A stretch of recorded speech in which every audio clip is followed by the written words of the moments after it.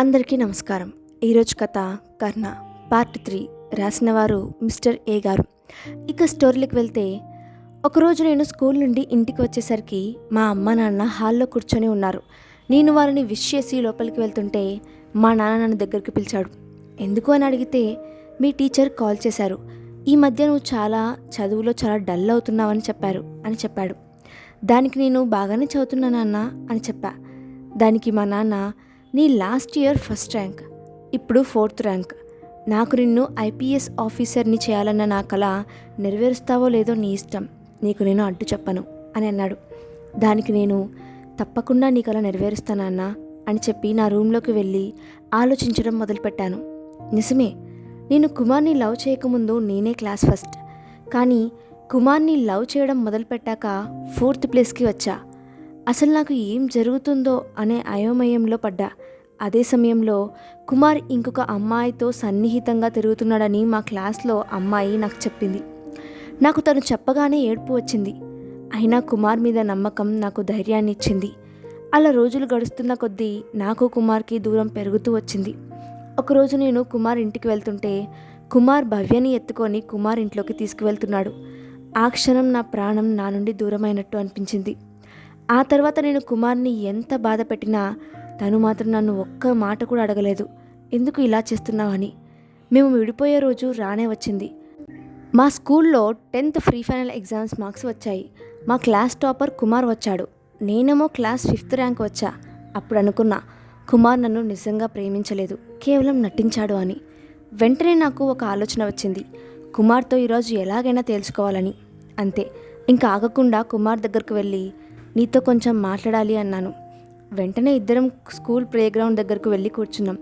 మా ఇద్దరి మధ్య కొంత సమయం నిశ్శబ్దం వహించింది. ఆ నిశ్శబ్దం చెరుపుతూ కుమార్ మాట్లాడాడు. ఏంటి దివ్య, ఏదో మాట్లాడని పిలిచి మౌనంగా ఉన్నావు? కుమార్, నేనంటే నీకు నిజంగా ఇష్టమా? ఇప్పుడెందుకు? అయినా అడిగావు కాబట్టి చెప్తా. నువ్వంటే ఇష్టం కాదు, ప్రేమ బంగారం. ఆపు నీ సోది. ఎంత నమ్మించావు. అయినా నాకు నిజం తెలిసిపోయింది, ఇంకా నటించుకో ప్లీజ్. ఇప్పుడైనా నిజం చెప్పు.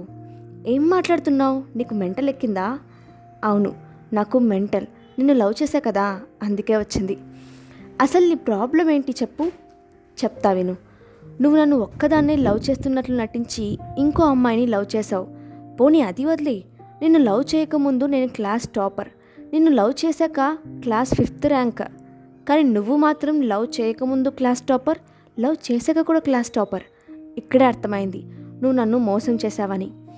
నేనెవరిని లవ్ చేశానే? పోనీ దాన్ని పక్కన పెట్టు. నువ్వు క్లాస్ 5th ర్యాంక్ వస్తే నేనేం చేయను చెప్పు. నువ్వేం చేయొద్దు, వెళ్ళి నీ భవ్యతో తిరుగు. అయినా నీకు నేను చెప్పడం ఏంటి, నీకు తెలుసు కదా. కుమార్ కోపంగా, ఏంటి భవ్యనా? ఛీ, దానికి నాకు ఉన్న రిలేషన్ నీకు తెలుసా? ఇంకొక్కసారి అలా మాట్లాడవంటే.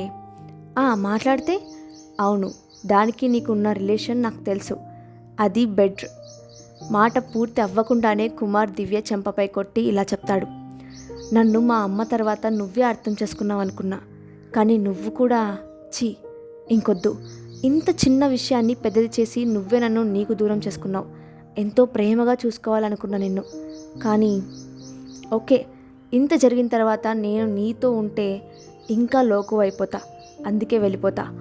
ఒక్క విషయం గుర్తుపెట్టుకో, నిన్ను నేను ప్రేమించినంతగా ఇంకెవ్వరూ ప్రేమించరు.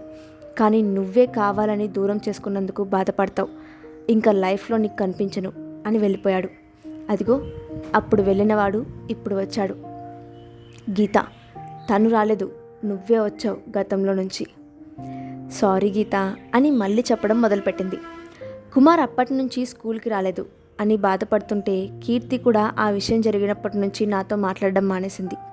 అప్పుడు ఆలోచించడం మొదలుపెట్టా, ఎందుకు నేను ఇలా తయారయ్యానని.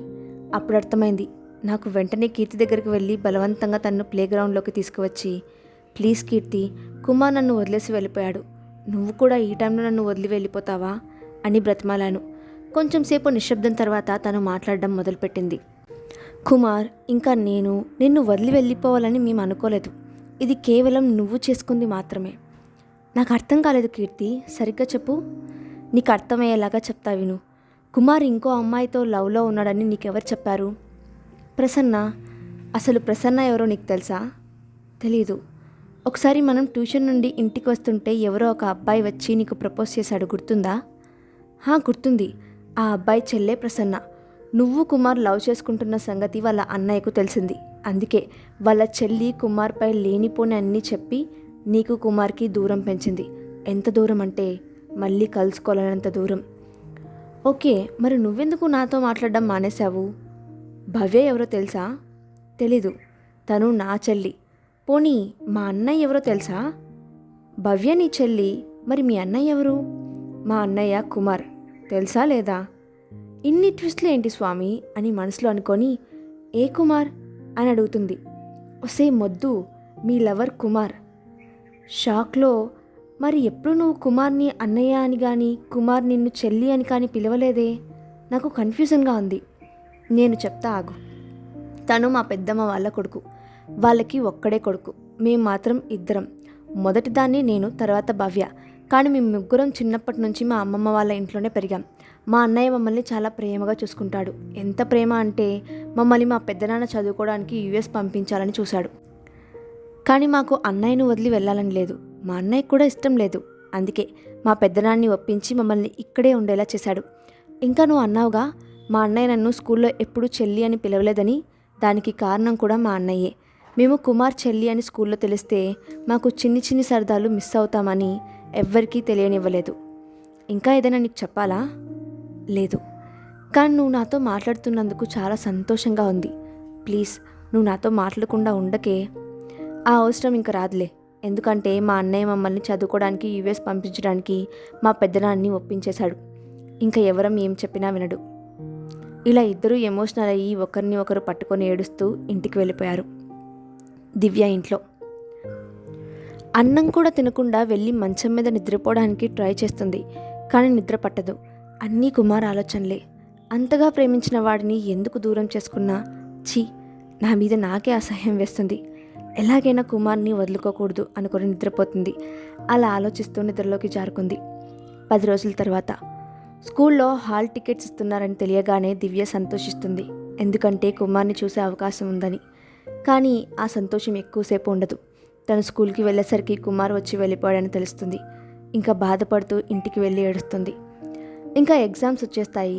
కుమార్ కీర్తి ఒక సెంటర్, దివ్య ఇంకొక సెంటర్ కావడం వల్ల కుమార్ని చూడడానికి కుదరలేదు. అలా రోజులు గడుస్తున్నాయి కదా అనుకునే లోపే మా పేరెంట్స్కు యాక్సిడెంట్ జరగడం, వాళ్ళు చనిపోయారు.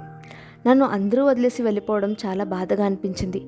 ఆ తర్వాత నేను మా అమ్మమ్మ వాళ్ళ ఇంటికి షిఫ్ట్ అవ్వడం, అన్నీ అలా జరిగిపోయాయి. అంత బాధలో కూడా కుమార్ గురించి వెతకని చోటంటూ లేదు. అనుకోకుండా ఇక్కడ కలిశాడు. ఇప్పుడు చెప్పు గీత, తన్ని లవ్ చేయడం తప్ప? లేదు దివ్య, ఆయన ఇంత బాధలో కూడా ఎలా నవ్వుతూ ఉంటున్నావు? అలవాటైపోయింది. సరే, నువ్వు కుమార్ విషయంలో నాకు హెల్ప్ చేస్తావా? చేస్తావా కాదు, చేస్తాం. నాతో పాటు వినయ్ కూడా ఉన్నాడు. అలా కొంచెం సేపు మాట్లాడుకొని వాళ్ళు వెళ్ళిపోతారు. అమావాస్య రోజు కుమార్ ఇంట్లో. సమయం రాత్రి 9:15. దేవి, కుమారమ్మ, ఏవండి ఒకసారి కుమార్ రూమ్కి వెళ్ళి వాడు పడుకున్నాడో లేదో చూసి వస్తా. రమేష్, కుమార్ తండ్రి, ఈరోజు వద్దు దేవి. వాడు పుట్టినప్పటి నుంచి చూస్తున్నా. ప్రతి అమావాస్య రోజు నన్ను వాడి రూమ్ దరిదాపుల్లోకి కూడా వెళ్ళొద్దు అంటున్నారు. అసలు ఆ రోజు కుమార్ దగ్గరకు ఎందుకు వెళ్ళకూడదు? కొన్ని చెప్పరు, అర్థం చేసుకోవాలి అని దేవికి చెప్తాడు. కోపంగా వెళ్ళి పడుకుంటుంది. ఒక వ్యక్తి కుమార్ని చంపడానికి తన దగ్గరకు వస్తాడు. సడన్గా దేవి నిద్రలో నుంచి లేచి కూర్చుంటుంది. ఇదంతా కళ అని ఊపిరి పీల్చుకుంటుంది. కానీ కుమార్కి ఏదైనా అయ్యిందేమో అని తను కంగారు పడుతుంది. దేవి రమేష్ నిద్రపోయాడని చూసి కుమార్ రూమ్కి వెళ్ళింది. దేవి కుమార్ రూమ్ డోర్ దగ్గర నుంచి కుమార్ని చూసి ఆనందపడుతుంది. ఇంతలో కుమార్ రూమ్లో ఒక దృశ్యాన్ని చూసి షాక్ అవుతుంది. తను అరిచేలోపే వెనకాల నుంచి తన నోరు ఎవరో మూస్తారు. దేవి తనని చూసి షాక్ అవుతుంది. ఎందుకంటే వెనకాల ఉంది. తర్వాత ఏం జరిగిందో నెక్స్ట్ పార్ట్లో చూద్దాం. స్టోరీ నచ్చితే తప్పకుండా లైక్ చేయండి. అలాగే మీ ఒపీనియన్ని కింద కామెంట్ బాక్స్లో షేర్ చేయండి. ఇలాంటి మరిన్ని వీడియోస్ కోసం మా ఛానల్ని సబ్స్క్రైబ్ చేసుకోండి. Thanks for watching.